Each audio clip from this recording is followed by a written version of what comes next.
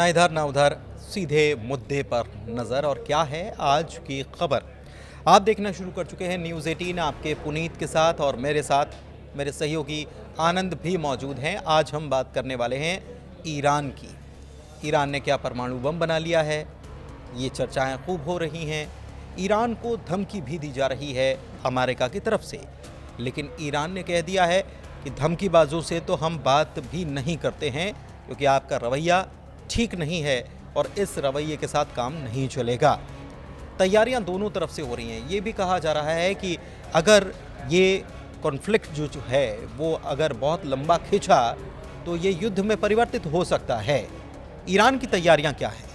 Iran ने भी क्या कुछ तैयारियां कर ली हैं? इसी पर बात करने वाले हैं। सीधे आनंद के पास चलते हैं। आनंद, बिल्कुल, देखिए, ईरान तो जब से अमेरिका प्रतिबंध लगाया ईरान पर, तब से ईरान तैयारी में है। और जब से अमेरिका तेल पर प्रतिबंध लगाया हो, या फिर परमाणु हमले पर, परमाणु बम बनाने पर प्रतिबंध लगाया हो, या फिर अन्य तरीके के, वो उस सभी विषयों पर काम कर रहा है जो चीज़ अमेरिका ने प्रतिबंध लगाए हैं।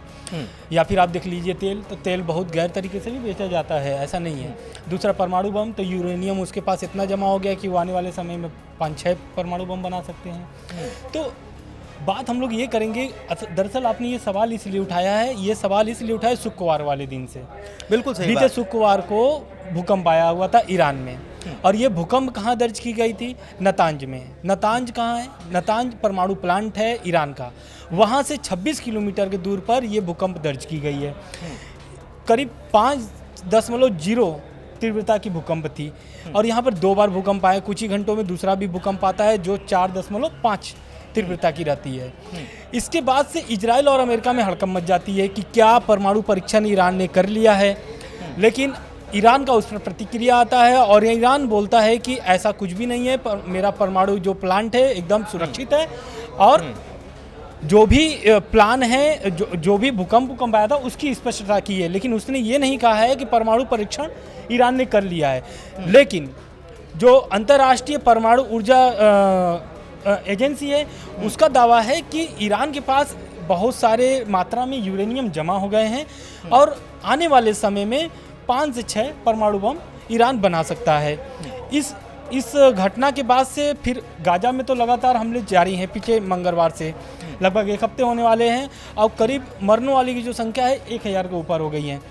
इस पहला हमला, पहले तो सीज फायर था, मिडिल ईस्ट में बहुत शांति थी, बात रूस यूक्रेन की हो रही थी, अमेरिका बात रूस यूक्रेन का कर रहा था। लेकिन सीज फायर का उल्लंघन करते हुए इजराइल क्या करता है? गाजा में हमला कर देता है, ज़मीनी हमला भी कर देता है, ज़मीनी ऑपरेशन भी चालू कर देता है। तो ज़मीनी ऑपरेशन के पहले अमेरिका पहला हमला करता है हुती विद्रोहियों पर, यमन पर। तो लड़ाई वहाँ से शुरू होती है। बीते लगभग 1 हफ्ते हो गए हैं अमेरिका को हुती विद्रोहियों पर हमला करने से। अमेरिका के हमले के बाद से अब तक भर में जितना भी मिडिल ईस्ट में उथल पुथल हुए हैं वो आपके सामने हैं, चाहे वो फिर अमेरिका का हमला हुआ हो, या फिर बीते मंगलवार को इजराइल का हमला हुआ हो, या फिर आने वाला शुक्रवार का भूकंप हो। एक चीज़ और है, वो हिजबुल्लाह के ऊपर भी लेबनान में वहाँ पर भी सीज़ फायर था, वहाँ पर भी अटैक हुआ। एक चीज़ और कि तेल के दाम जो हैं थोड़ा सा उसमें उछाल आया है। उछाल क्यों आया? हालांकि ये 4 सेंट के आसपास का उछाल है, और वो भी थोड़ा सा हम आपको बता देते हैं कि उछाल दरअसल इसलिए आया कि एक तरफ तो यूक्रेन और रूस के बीच में जो वॉर चल रहा है, उसके बीच शांति की बात चल रही है, और ये बातचीत जो हो रही है सऊदी अरब में हो रही है। तो जानकार जो हैं, निवेशक जो हैं, वो ये मानते हैं कि अगर ये बातचीत सफल हो जाती है, और दूसरी तरफ ईरान के ऊपर जो सैंक्शंस लगाए गए हैं, बैन लगाए गए हैं बिज़नेस को लेकर अमेरिका की तरफ से, तो ये दोनों चीज़ों का असर देखा गया है, और माना ये गया कि ये ठीक है, ये शांत भले ही हो जाए यूक्रेन और रूस के बीच में युद्ध, लेकिन इसके बावजूद जो सैंक्शन लगाए गए हैं उसका असर कहीं ना कहीं बाज़ार पर दिख सकता है, और इसीलिए ये जो है दाम जो है तेल के थोड़े से बढ़ गए हैं। हालांकि बहुत ज़्यादा असर नहीं हुआ है, और ये भी मानना है, जानकार जो हैं उनका ये भी मानना है कि आने वाले वक्त में इसका भी तोड़ खोज लिया जाएगा, क्योंकि चाइना को ईरान बड़ी मात्रा में तेल सप्लाई करता है। चलिए, इसकी बात तो हो गई, तेल की बात तो हो गई, लेकिन इसके अलावा बार बार डील की बात हो रही है अमेरिका की तरफ से कि डील करो, और ये परमाणु प्रोग्राम जो है इसको हर हाल में आपको ख़त्म करना होगा। ये परमाणु प्रोग्राम हर हाल में ख़त्म करना होगा, लेकिन ये तो डोनाल्ड ट्रंप ही हैं जो 2018 में, अगर मैं गलत नहीं हूँ तो 2018 में उस डील से खुद बाहर हो जाते हैं और अब फिर दबाव बनाते हैं। बिल्कुल, देखिए ये ट्रम्प के पहले जब ओबामा थे अमेरिका में शासन चलाते थे, तो ओबामा ने ये डील लेकर के आया था, ठीक है। अब ये ट्रम्प इतना चर्चा के लिए क्यों परेशान है, क्योंकि जब से भूकंप आए हैं तब से इजराइल और अमेरिका लगातार इस विषय पर नज़र रख रहे हैं, क्या सच में परमाणु परीक्षण हुआ है या नहीं हुआ है। दूसरा बात रह गई डील की बात, तो ये ओबामा के समय से ही डील की बात चल रही थी कि अमेरिका से ये डील हो जाए कि वो परमाणु बम न बना पाए, यूरेनियम न जुटा पाए, तेल न बेच पाए, बहुत सारी चीज़ें कुछ न कर पाए ईरान। हाँ, तो बिल्कुल। अब ईरान तो शुरू से देखिए बात 2015 की, लेकिन 2025 हो गया, लेकिन ईरान झुका नहीं है। ईरान लगातार उस विषय पे काम कर रहा है जिससे उसकी देश की अर्थव्यवस्था मजबूत हो, उसकी जनता का हित में हो, वो सारे फैसले ले रहे हैं। फैसला कौन लेता है वहाँ पर? फैसला लेते हैं ईरान के जो सुप्रीम लीडर हैं आयतुल्लाह अली खामनेई। बिल्कुल, खामनेई क्या करते हैं? खामनेई अपने लोगों के लिए लड़े हुए हैं और ईरान को जो भी स्वतंत्रता मिली है वो खामनेई, आज से आप देखेंगे तो 79 शायद, अगर मैं गलत नहीं हूँ तो, जिस समय ईरान को आज़ादी मिली तो उनकी बहुत बड़ी भूमिका थी आयतुल्लाह अली खामनेई की, और ईरान की जो जनता है उनका बहुत सपोर्ट करती है, बहुत सम्मान करती है आयतुल्लाह अली खामनेई की। अब खामनेई क्या है कि ओबामा के जो डील थी उस डील को पहले मंथन करते हैं, अपने लोगों के साथ बातचीत करते हैं, और ये डील होते होते रह जाता है और आ जाता है सरकार किसका? ट्रंप का। ट्रंप आप जो बता रहे हैं 2018 वाली, वो 18 वाली ट्रंप खुद ही रिजेक्ट करते हैं इस डील को। वो खुद दरअसल इस डील से ट्रंप खुद बाहर हो जाते हैं और कहते हैं कि अरे ये क्या है, ये तो बेकार की बात है, इसमें तो कोई दम नहीं है, तो वो बाहर हो जाते हैं। और अब 2018 के बाद आपको दिलचस्प बात ये भी बताएं कि ये डील पहले भी होने वाली थी, जो बाइडन भी ये चाहते थे कि ये डील हो जाए, उनके रवैये में थोड़ी सी नरमी आ रही थी ईरान के प्रति और इसीलिए वो डील चाहते थे, लेकिन उसके अगले ही दिन अटैक हो जाता है और हमास और इजराइल के बीच युद्ध की शुरुआत हो जाती है। तो ये वहाँ पर मामला अटक गया। उसके बाद ट्रंप आते हैं और ट्रंप ये कहकर शांति की बात चाहते हैं कि या तो आप डील करो वरना बुरा होगा। ये एक बार फिर से यही बात सामने आई है कि ट्रंप की तरफ से ये कहा जा रहा है कि हम तो शांति के समर्थक हैं, लेकिन ये डील साइन नहीं हुई तो फिर जो उसका दूसरा ऑप्शन होगा वो अच्छा नहीं होगा। तो ये कौन सी शांति की बात हो रही है? अब ट्रंप क्या है कि दोहरा रास्ता चलते हैं। पहले तो कहते हैं शांति चाहिए और खुद ही जाकर के हुती विद्रोहियों पर हमला बोल देते हैं। क्यों बोलते थे? क्यों बोलते कि भाई अमेरिका का जो ये जहाज है उस पर हुती विद्रोही हमला कर रहे हैं। अब हुती विद्रोही किसका समर्थन करता है? किसके, मतलब एक तरीके से कथित रूप से बोला जाए तो ईरान सपोर्ट करता है हुती विद्रोहियों को।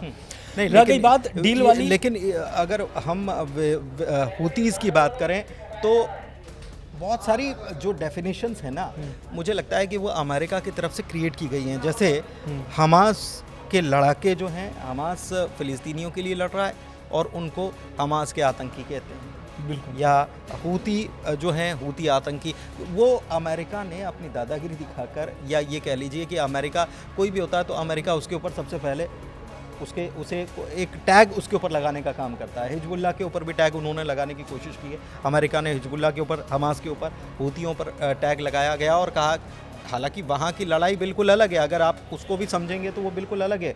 हूती इसकी लड़ाई का भी अलग मसला है।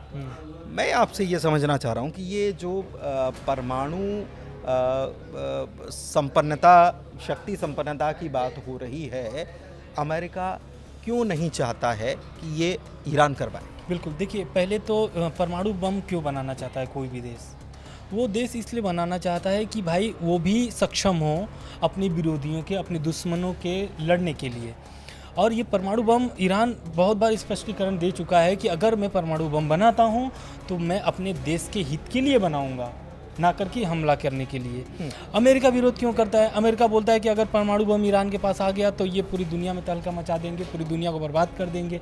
इसलिए बोलता है अमेरिका, क्योंकि जो सपोर्ट ईरान करता है जिन जिन लोगों को, मतलब ऐसा आरोप लगाता है अमेरिका कि हिजबुल्लाह और हमास और हुती विद्रोही, इन तीनों को बहुत सपोर्ट करता है ईरान। अब अमेरिका, देखिए पहले तो ट्रंप समझना पड़ेगा, ट्रंप के पहले भी अमेरिका हमेशा से बिजनेस का बात किया हुआ है और ज़्यादा नकेल क्यों हुती पर ही क्यों कसते है अमेरिका?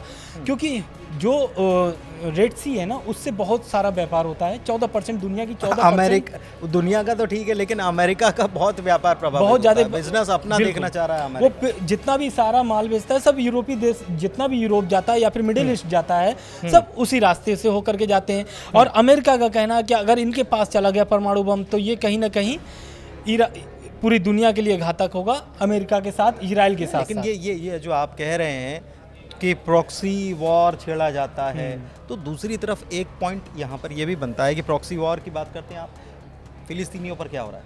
वहाँ पर 1000 छोटे छोटे बच्चे हैं जिनकी उनको ये भी नहीं मालूम है कि वो जहाँ रह रहे हैं उनका जीवन कितनी मुश्किलों से गुजर रहा है।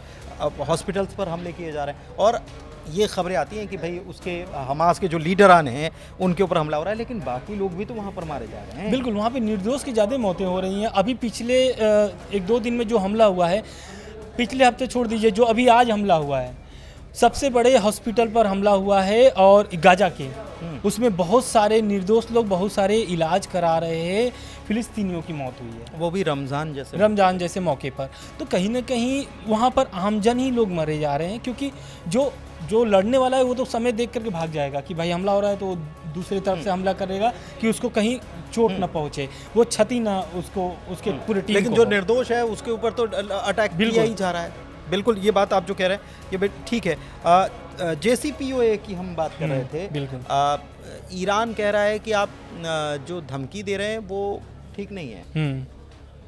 दरअसल देखिए, इसके पहले अभी जो गाजा प्लान लेकर के आए थे ट्रम्प, तो गाजा प्लान के साथ साथ ईरान की डील की भी बात करने लगे वो, कि ईरान से जो मैंने 2018 में डील करनी थी, अब वो फिर से डील मैं करना चाहता हूँ, बातचीत करना चाहता हूँ, मंथन करना चाहता हूँ, बैठ करके एक टेबल पर इसकी चर्चा की जाए।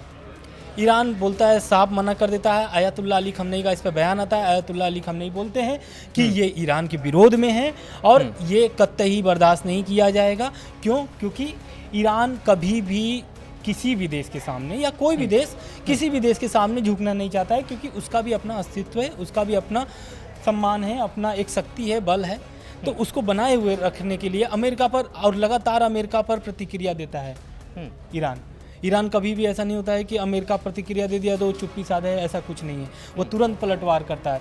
अभी अमेरिका के राजदूत, जैसा खबर आ रही थी कि अमेरिका के राजदूत ने ऐसा बयान दिया है ईरान को लेकर के कि इस पर चर्चा की जाएगी, और उन्होंने एक तरीके से बताया भी कि अगर डील नहीं होता है तो कहीं ना कहीं ईरान के लिए ये घातक साबित होगा। उस पर भी ईरान बोलता है कि जो JCPOA है उस पर मैं चर्चा करने के लिए या समझौता करने के लिए अभी नहीं तैयार हूँ। क्यों?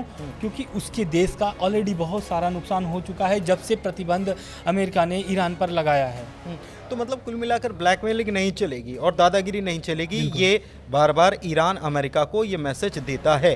रही बात परमाणु बम बनाने की या परमाणु हथियार बनाने की, तो जो जानकारियाँ निकलकर सामने आ रही हैं, यूरेनियम 60% यूरेनियम काफ़ी मात्रा में 235 किलो के आसपास जो है वो इकट्ठा किया जा चुका है ईरान के द्वारा, और 60% उसकी शुद्धता है, उसको और प्योर करना होता है। दरअसल कोई भी परमाणु बम जो बनाया जाता है वो यूरेनियम सबसे महत्वपूर्ण उसका तत्व है, और उसमें भी उसकी प्योरिटी जो है वो 90% होना चाहिए। तो उसको प्योरिटी के लिए लगातार काम किया जाता है, तो प्योरिटी अभी 60% है। ईरान ने ये कहा भी है कि हमने अभी बनाया नहीं है। हालांकि कुछ खबरें ऐसी बाज़ार में तैर रही हैं कि ईरान ने बना भी लिया है और उसका परीक्षण भी कर लिया है। अमेरिका को यही चिंता सता रही है। अमेरिका की चिंता बढ़ाने का काम इजराइल भी कर रहा है।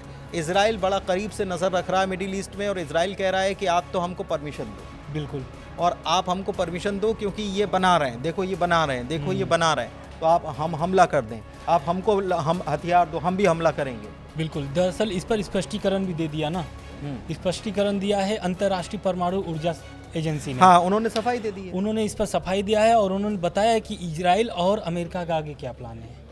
दरअसल अंतर्राष्ट्रीय परमाणु ऊर्जा एजेंसी जो है उसने बताया है कि अमेरिका और इजराइल की इस विषय पर बैठक होने वाली है।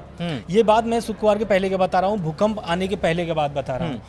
इस पर बयान आता है कि परमाणु ईरान जो परमाणु बना रहा है परमाणु बम, उस पर चर्चा करेगा इजराइल और अमेरिका, और बहुत सारे प्रतिबंध लगाने की तैयारी थी। तब तक क्या होता है कि भूकंप आ जाता है शुक्रवार को ईरान में, उसकी चर्चा और तेज हो जाती है।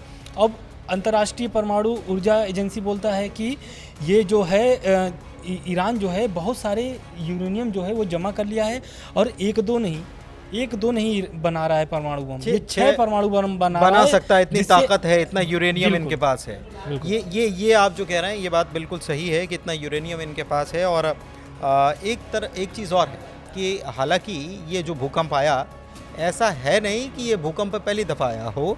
इसके पहले भी ईरान में मेरे ख्याल से 5 दिसंबर की तारीख थी, बीते साल की 5 दिसंबर 2024, तब भी भूकंप आया था। और जब वो भूकंप आया था तब भी काफ़ी सारी चर्चाएं और काफ़ी सारे सवाल उठे थे, लेकिन ये माना गया कि ये प्राकृतिक है। तो कुल मिलाकर अभी ईरान के ऊपर दबाव का खेल खेला जा रहा अमेरिका की तरफ से, और ईरान ने कह दिया है कि मैं झुकेगा नहीं। अब इसका प्रतिक्रिया भी ईरान ने दे दिया है। दरअसल सऊदी अरब से 3 आइलैंड है जिससे विवाद चल रहा है ईरान का। हाँ, ये एक बड़ी जानकारी बता रहे हैं। ये सऊदी अरब ईरान का अलग विवाद है, ठीक है, भले दोनों मुस्लिम कंट्री हैं, लेकिन विवाद सभी से होता रहता है, आस पड़ोस जितने भी है, या फिर यूएई से मेरे ख्याल से, अगर मैं गलत नहीं होती, यूएई बिल्कुल यूएई, बिल्कुल यूएई आप बोल रहे हैं, सऊदी अरब नहीं, सॉरी यूएई है। तो ये जो 3 आइलैंड है ना, होर्मुज आइलैंड पर ये ईरान ने जो अगला कदम उठाया है, उससे यूएई के साथ साथ अमेरिका इजराइल के भी टेंशन बढ़ गई है। अब ये क्यों बढ़ गई है? क्योंकि ये 3 आइलैंड जो है विवादित 3 आइलैंड है, इस तीनों आइलैंड पर ईरान ने मिसाइलें अपनी स्थापित कर दी हैं। स्थापित करना मतलब कि मिसाइल को अपने वहाँ पर तैनात कर दिया है, यानी एक तरीके से दुश्मनों पर मिसाइल तान दिया है, ये बोल सकते हैं। मतलब होर्मुज आइलैंड जो है वहाँ पर 3 जगह हैं, बिल्कुल, वहाँ हाँ। पर आप कह रहे हैं कि मिसाइलें तैनात कर दी हैं, और वो मतलब अगर देखा जाए तो टैक्टिकली अगर देखा जाए तो वो बहुत इम्पॉर्टेंट जगह है।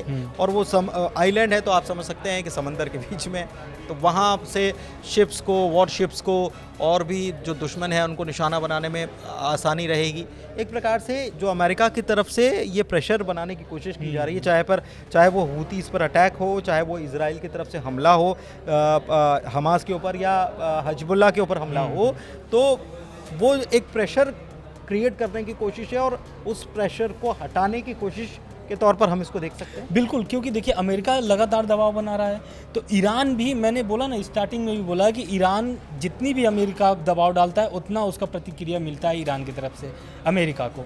अब अमेरिका इधर बात कर रहा है, इजराइल और अमेरिका की बैठक होने वाली है, किस विषय को लेकर के परमाणु बम न बनाए अमेरिका, उसको लेकर के ईरान, तब तक ईरान यहाँ पर एक अगला कदम चल देता है, तीनों आइलैंड पर कब्जा करके अपना मिसाइलें तैनात कर देता है, हथियार तैनात कर देता है। हथियार तैनात करने का अर्थ क्या होता है? हथियार तैनात करने का अर्थ ये होता है कि कहीं ना कहीं वो भी युद्ध के लिए तैयार है, आइए हम भी युद्ध लड़ने के लिए तैयार हैं।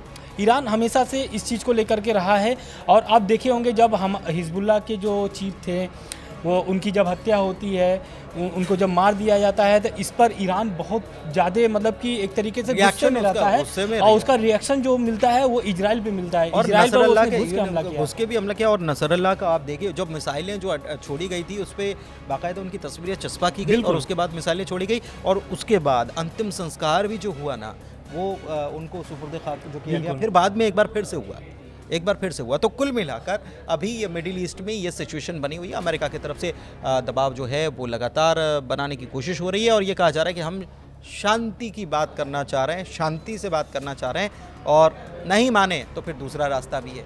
तो ये भाषा शांति की हो सकती है क्या? खैर, इस पर नज़र बनी हुई है। फिलहाल इस वीडियो में इतना ही। हम दोनों को दीजिए इजाज़त। धन्यवाद।